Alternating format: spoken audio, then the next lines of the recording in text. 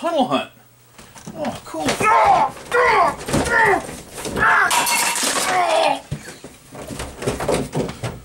Forget that game! So what's going on, guys? I have a couple new games I'm going to talk about in this video. I had to remove 2 games, and I put 2 other games in. And it's a vector. Now, can you guess what vector I'm going to put in? So, I'm running out of vectors that I can get that are obtainable. But this one is kind of a homemade vector arcade machine. And I'll also tell you what, there's another. It's a rare machine that I've owned for several years, and I'm putting it. I put it in the arcade 2 days ago. So I'm going to show you that in the video also. But the game that I'm talking about is actually in a Star Castle cabinet right now, but it's a VECTREX arcade machine. And I have another video. Check out my channel, and I have another video where this is a 23-inch screen right here. But I explain how to run this, how to convert this VECTREX to play on a large arcade monitor. Pretty cool. The other game I'm going to talk about is Tunnel Hunt. There's a lot of history in this game. There's a lot of history in all these games. I love coming downstairs and just like smelling the old wood and smelling the old electronics, and I just, best hobby ever. Okay, so let's play a few games here. Now I'm going to change the let me back the camera up. I'm going to change the games around. We'll play some different versions of the games. But let me start this up. Now, on original VECTREX controller, the buttons are labeled 1, 2, 3, and 4.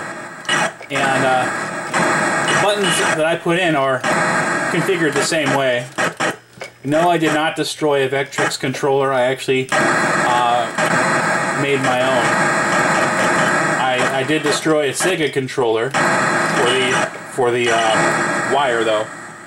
But if you guys know anything about VECTREX, I'm sure you've seen this game before. So let's try a different game. Let me try Armor Attack. Cool, because I can just reach in and turn off the VECTREX right from the coin door, plug in a different game, turn it back on, and we're good to go. Now, one of these days I want to get the multi-cart, but for now I'm just kind of swapping old games around. I love that startup sound. I love having that startup sound of VECTREX in with all the games here at the arcade. Now this is, honestly, I think this is a better version than the original Cinematronics version.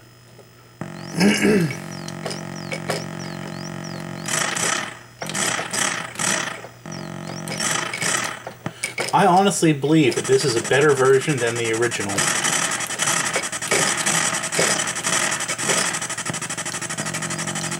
Although it's easier than the original.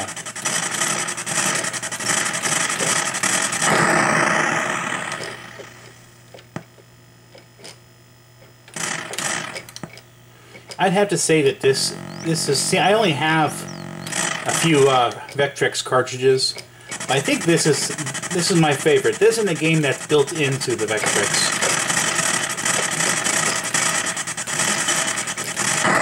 Okay, let me show you guys some Scramble. This is also another really good game. Scramble looks awesome on the big screen.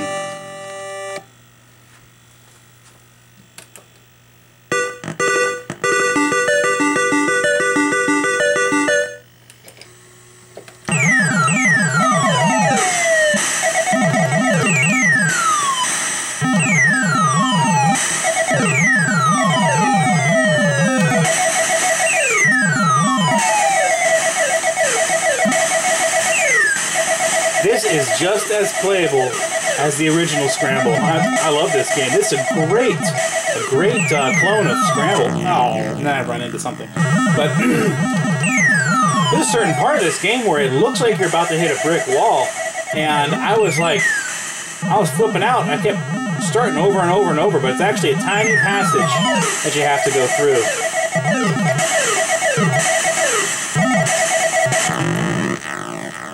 Really cool game. Okay. So now I have a rip-off plugged in, and I wanted to show you guys my controller. Now, if you've never seen a VECTREX controller before, this is what it looks like. Now, I kind of inspired my control panel off of the VECTREX controller. See how there's two different color gray lines? I have two different color gray lines. But let's play some VECTREX. Now, there's one thing that's kind of interesting about on the larger monitor, you see some of the imperfections that you don't see very well on the original screen. And I'll show you how. Show you what I mean. Now, you see my ship. When I turn that, oh, geez. Let me try to get close. Okay, you see the ship. When I turn it, see how the vectors kind of don't line up? You can actually see that on the original screen, but it's like more pronounced on the larger screen. Oh, jeez.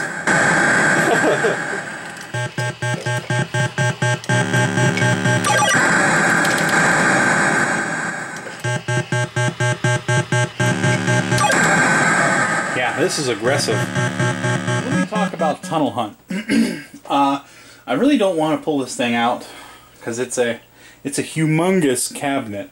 But I'm gonna tilt it forward a little bit so you can kind of see some of the side art. Beautiful game, man. I really lucked out on this. Mint side art, both sides. I bought this from a warehouse. A guy had it, and I had it for about, oh, I don't know, maybe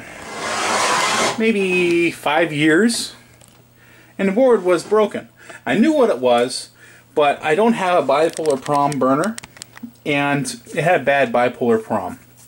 Well, anyways, so I could have paid someone to burn a prom for me, like Hobby ROMs or whatever, but I'm too stubborn. And I figured, you know, it's a $130 adapter, and I'll be able to burn bipolars myself. So, you know, anyways, laziness and so on. But I ended up buying a board on eBay, and so plugged it in and rebuilt the original power supply, rebuilt the monitor, and so on. But now it's a working game. It was a 5-year process because of laziness, I guess. But this is for, how do I describe this? Century, to however you want to pronounce it, had the license to this game by Atari. Tunnel Hunt was originally an Atari game. It was a prototype for many years, so they just kept trying to make this game, and they kept getting it turned down. Atari originally called this game Tube Chase.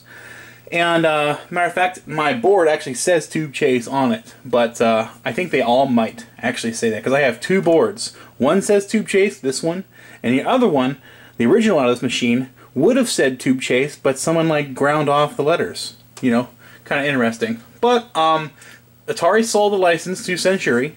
Century, this is for all. I mean, this is basically a Century cabinet. Now, one thing Century does is they bolt the cabinet together, and this cabinet's bolted together. You know, but another interesting thing is the joystick. That is a gimbal joystick that's on Food Fight and Red Baron. So this is 1 out of 3 games. Correct me if I'm wrong. 1 out of 3 games that actually use that type of joystick. Pretty cool. But, oh, my camera stand, my microphone stand that's holding the camera just fell. But, what else? Oh, there's also another company called Exidy. And they also had rights to make this from Atari. And they made a vector version called Vertigo. And I'm not sure, but I don't think there's any existing Vertigos left in the world. Correct me if I'm wrong again.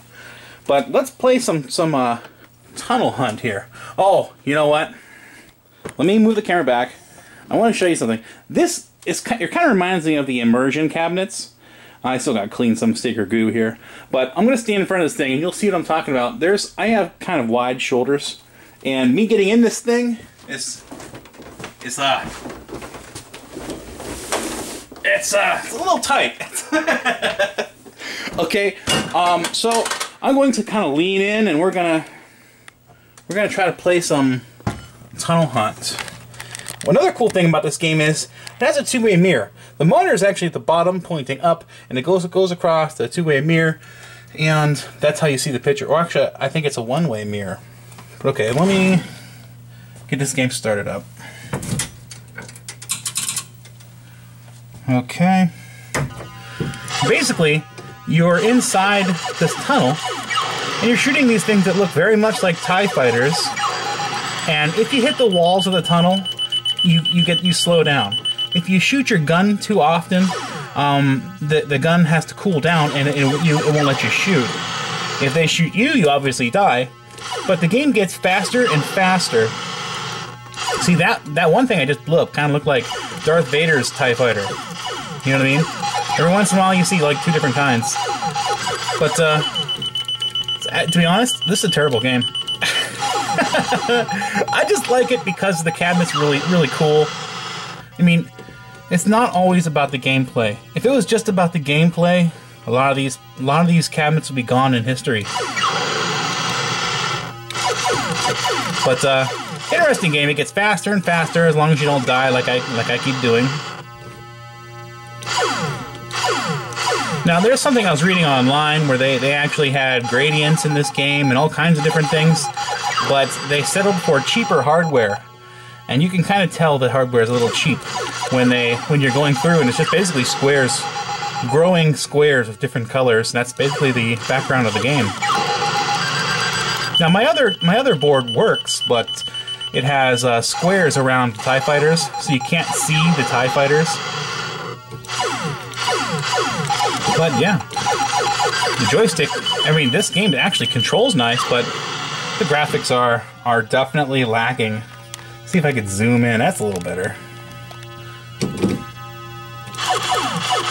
But a beautiful game, it's just not the best game to play. You know what I mean? Yeah. In order to get those two games in, I had to get Scramble out, and I had to get Firescape out. So I'm not sure what I'm gonna do. Man, I wish I had more room. But I'm going to have to get rid of these two games because they're just not, we just don't play them as much. And this has been in my collection for many years, and you know, I'll move it out to the garage, I guess. Now, I have a cool video for you guys. I've noticed you VECTREX guys. I made a video about VECTREX, converting a VECTREX to a VECTREX monitor, and all of a sudden I got all kinds of, I think I must have gotten maybe 40 extra subscribers just from you VECTREX guys. So I'm going to do something else that's VECTREX oriented in an upcoming video. Now, the VECTREX runs off of, let me go by my VECTREX machine here. The VECTREX runs off a 6809 processor. Okay, and that processor is designed to run at 6 megahertz. Well, I just bought a 6809 compatible processor. I think it was 68B09. I could be wrong. I forget now. But that processor can handle 8 megahertz. So what I'm going to do in an upcoming video is I'm going to overclock a VECTREX. Yes, overclock a VECTREX.